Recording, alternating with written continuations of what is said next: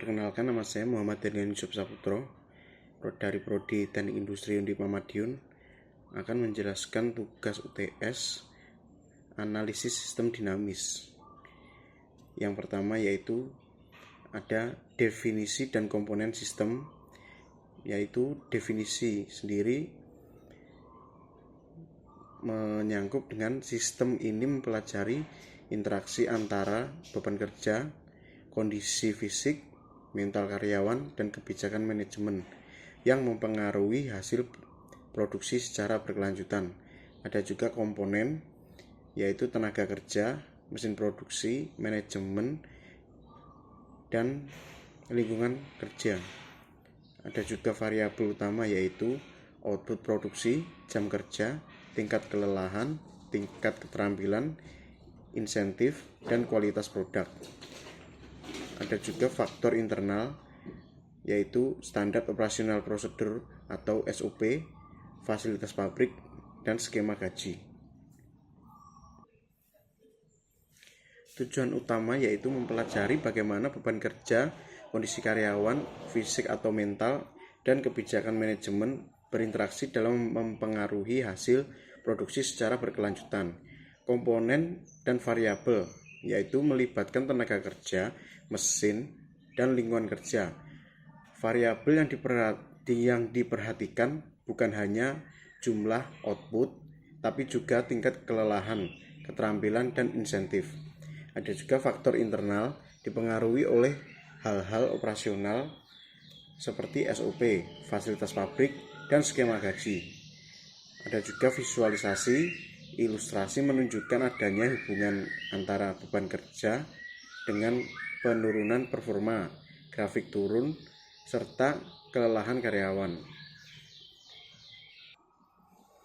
Lalu yang kedua ada causal loop diagram atau CLD, yaitu variabel yang dipilih. Yang pertama beban kerja, tingkat kelelahan, 3 tingkat produktivitas, keempat output produksi, yang kelima bonus atau insentif, yang keenam tekanan waktu. Untuk variabel utama terdapat 6 variabel yang dianalisis, yaitu beban kerja, tingkat kelelahan, produktivitas, output produksi, bonus atau intensif, dan tekanan waktu. Lalu hubungan sebab dan akibat. Yang pertama ada positif. Jika suatu variabel naik, variabel lain ikut naik. Misal, beban kerja naik, kelelahan juga akan naik. Lalu ada negatif. Jika suatu variabel naik, variabel lainnya justru turun. Misal, kelelahan naik, produktivitas pun ikut turun. Lalu yang ketiga ada stock and flow diagram SVD. Stok akumulasi produk jadi, jumlah produk yang tersimpan di gudang, tingkat kelelahan akumulatif, kondisi fisik karyawan yang terkumpul. Flow atau aliran, inflow, laju produksi menambah stok produksi dan laju penambahan beban kerja. Outflow, laju pengiriman atau penjualan mengurangi stok produk dan laju istirahat atau pemulihan mengurangi kelelahan. Variabel tambahan yaitu kapasitas mesin, durasi shift kerja, dan target harian. Yang pertama untuk stok. Stok adalah variabel yang menunjukkan akumulasi atau jumlah sesuatu pada waktu tertentu. Akumulasi produk jadi, total barang yang ada di gudang, tingkat kelelahan akumulatif, kondisi fisik karyawan yang terkumpul akibat beban kerja. Lalu yang kedua ada flow atau aliran. Aliran adalah variabel yang mengubah nilai stok atau menambah atau mengurangi dan periode waktu tertentu. Inflow aliran masuk, menambah stok, contohnya laju produksi atau menambahkan barang, dan laju penambahan beban kerja. Outflow aliran keluar, mengurangi stok, contohnya laju pengiriman atau penjualan, mengurangi barang, dan laju istirahat atau pemulihan mengurangi kelelahan. Variabel tambahannya yaitu faktor-faktor lain yang memengaruhi aliran tersebut seperti kapasitas mesin, durasi shift kerja, dan target harian. Lalu yang keempat, rekomendasi kebijakan. Jika flow beban kerja meningkat, maka stok kelelahan akan menumpuk.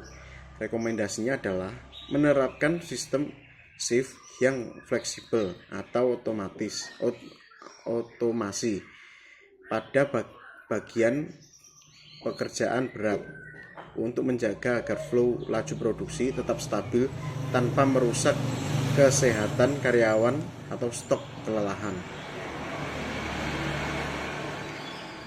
Pemberian reward.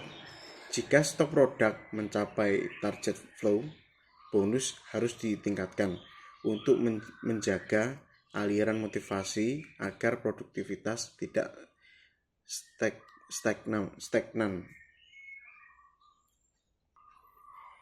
Lalu yang kelima, rekomendasinya berdasarkan hubungan tersebut disarankan agar perusahaan tidak hanya fokus pada peningkatan laju produksi atau flow A secara terus-menerus.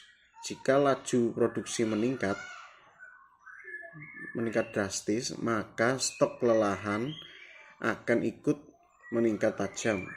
Rekomendasinya adalah menerapkan sistem shift yang optimal dan memberikan waktu istirahat yang cukup. Meningkatkan outflow pemulihan agar tingkat produktivitas tetap stabil dalam jangka panjang dan tidak terjadi penurunan drastis akibat kelelahan yang kronis. Jadi dalam kesimpulannya, produktivitas karyawan pabrik bukanlah variabel statis melainkan hasil dari keseimbangan antara peningkatan kapasitas atau skill dan motivasi dan pengelolaan hambatan, kelelahan, dan beban kerja.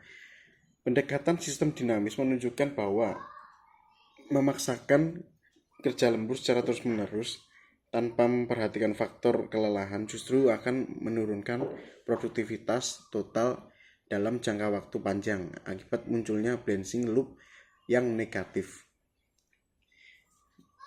Itu tadi adalah penjelasan saya tentang sistem produksi dinamis dari tugas UTS.